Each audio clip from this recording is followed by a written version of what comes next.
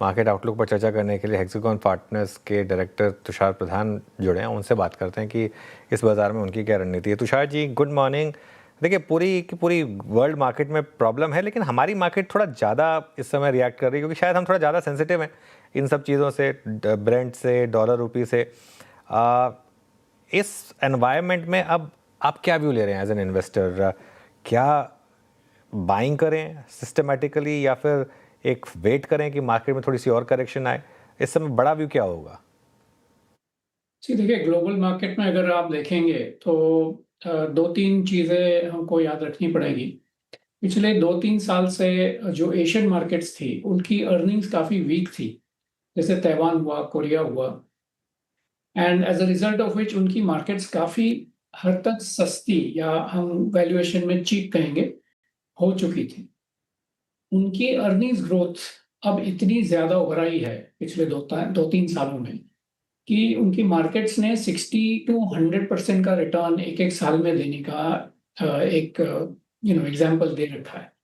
और जहाँ तक हमारे अर्निंग्स का सवाल है, हमारी अर्निंग्स हमेशा डबल डिजिट में रही, और काफ़ी 20s 25s में रही इन सम of these mid and small caps.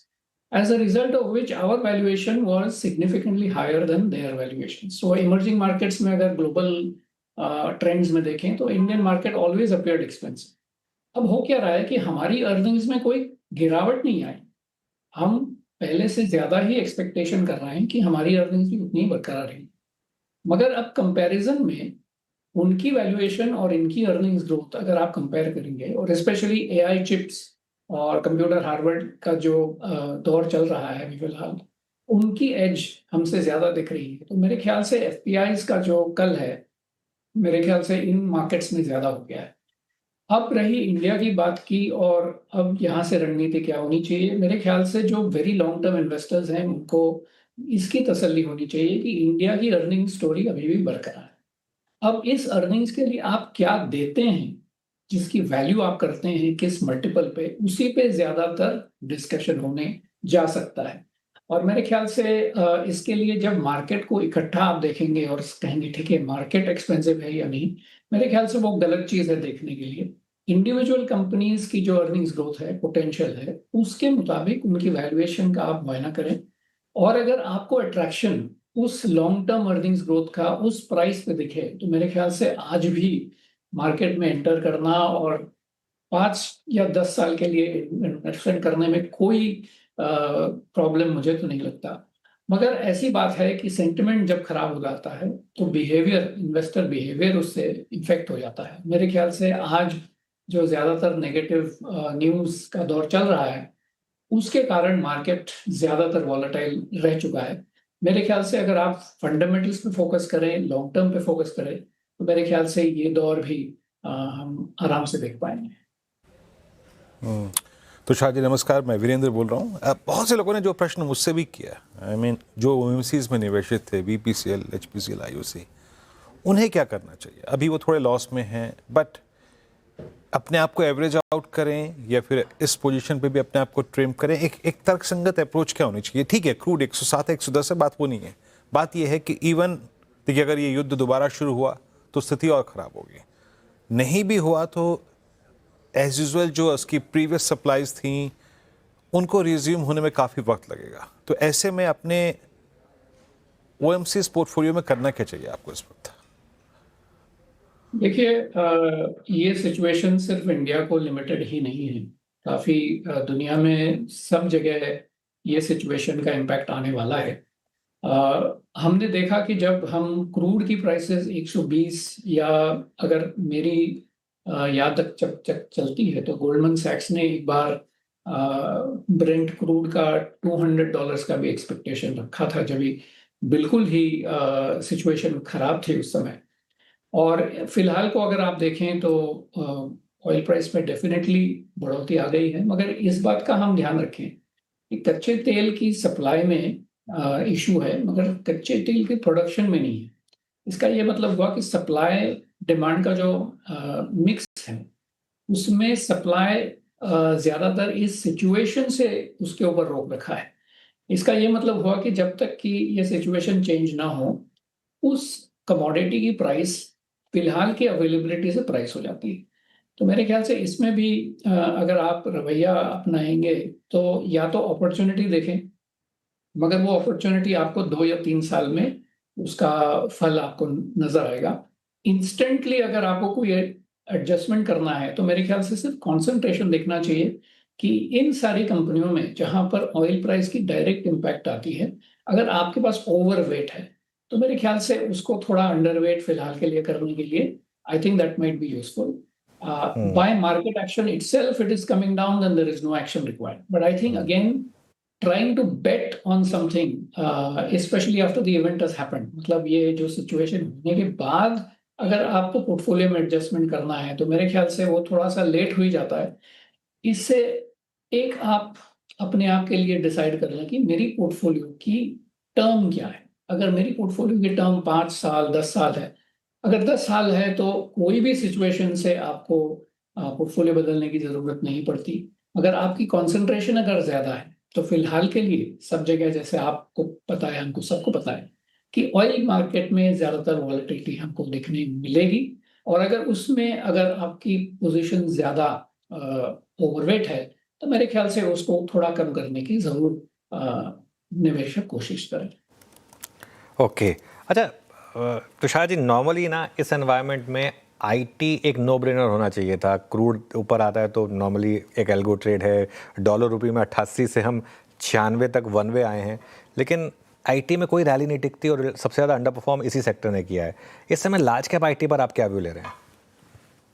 देखिए, यह भी जैसे अंग्रेजी में कहेंगे कि इवॉल्विंग सिचुएशन, क्योंकि जो इंडियन आईटी सर्विसेज का मॉडल था, जो ज़्यादातर लो कहेंगे कॉस्ट कोडिंग, जो एंटरप्राइज सॉफ्टवेयर जो हम फीड करते थे पूरे ग्लोबल मार्केट्स में, अब जाके एक सवाल उठा है कि भाई ये मॉडल जो पहले हायरिंग के ऊपर, मतलब आप देखेंगे कि quarter over quarter all of our big IT companies used to hire in big numbers.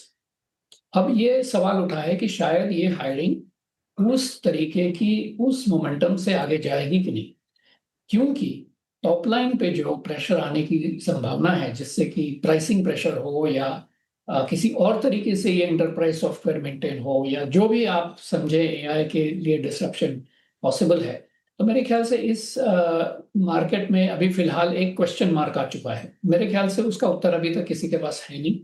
मेरा अपना कहना है कि हमारी आईटी सर्विसेज बिजनेसेस काफ़ी रोबस्ट है.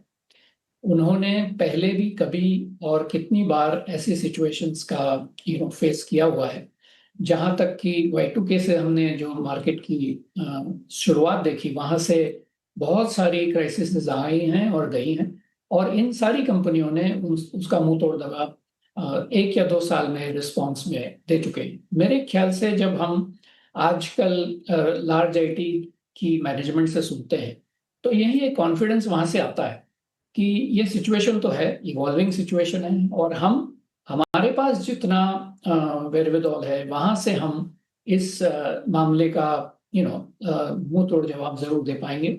अब ये उनका आश्वासन है. अब इन्वेस्टर्स को देखना है कि शायद ये कितनी तक ये कॉन्फिडेंस इसका जायज है और कितना कॉन्फिडेंस हम उसके ऊपर प्लेस करें. मेरे ख्याल से थोड़ा सा डाइवर्सिफाइड रहने में इस मार्केट में हमको ज़्यादा सेफ्टी देगा. Again, not too much concentration both in IT as well as large IT. I think if investors are diversified across the space, मगर टेक्नोलॉजी ऐसी जगह है जहां पर इन्वेस्टर हमेशा इन्वेस्टेड रहना चाहिए, क्योंकि ये दौर उसी का है अगले 10 साल का.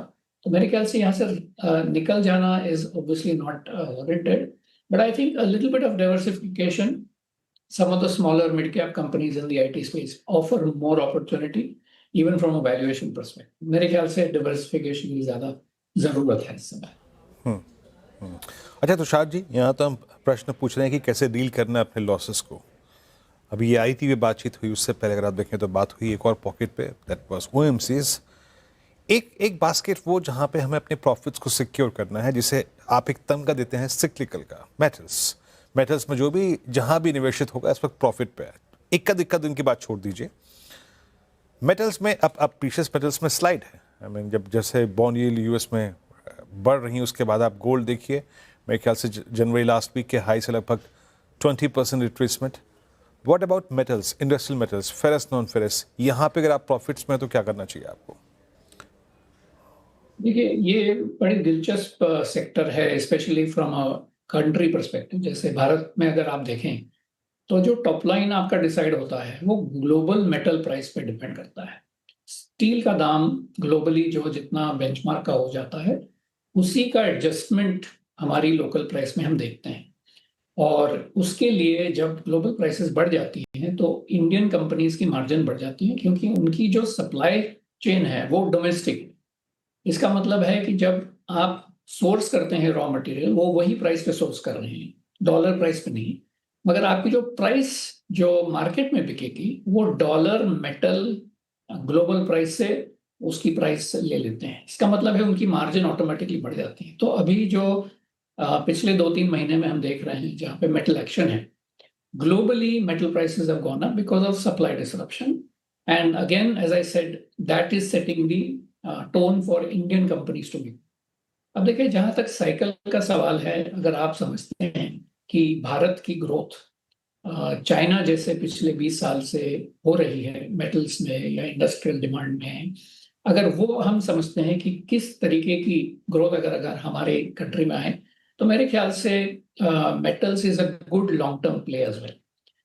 बट टू से कि भाई फिलहाल के लिए क्या सिचुएशन है, मेरे ख्याल से सारे निवेशकों को समझ में आना चाहिए कि अगर आपका portfolio well diversified across all the sectors हमारी इकोनॉमी में रहा, तो जब कभी भी उस सेक्टर में एडवांटेज होने लगता है तो आप उतने से सहमत हो जाइए कि at least one part of my portfolio is doing well. On the other hand, जैसे आपने कहा कि अगर मेटल्स में फिलहाल के लिए काफी गिरावट दिख रही है, तो मेरे ख्याल से यहाँ से भी रिएक्ट करने की कोई जरूरत नहीं है। वैल्यूएशन हमेशा एक जज होता है, और अगर वैल्यूएशन सिक्लिकल हाई से ज्यादा बढ़ रहा है तो मेरे ख्याल से यहाँ से भी ट्रिम इन्वेस्टर, फिलहाल के लिए इंडिविजुअल इन्वेस्टर्स जो पोर्टफोलियो में एक्सपोजर रखते हैं, उनके लिए ये एडवाइस है। Otherwise it is not a specific advice, because metals is not a longer term play on I would say a significantly independent play. It is always cyclical, और जहां पर साइकिल जैसे चल रहा है फिलहाल के लिए, जहां प्राइसेस बढ़ रही हैं और डिमांड भी ठीक है, तो सिक्लिकल अपसाइड है। मगर सिक्लिकल अपसाइड से साइकिल जैसे कहते हैं, वो डाउनसाइड भी जब भी आता है जब सप्लाई बढ़ जाता है और प्राइसेस आपका साथ नहीं देते। मेरे ख्याल से हर एक इन्वेस्टर को इसको समझना चाहिए और उसी तरीके से उनका पोर्टफोलियो। चलिए, बहुत बहुत शुक्रिया तुषार जी, आज हमारे साथ जुड़ने के लिए, अपना समय हमें देने के लिए। आगे बढ़ते हैं अब।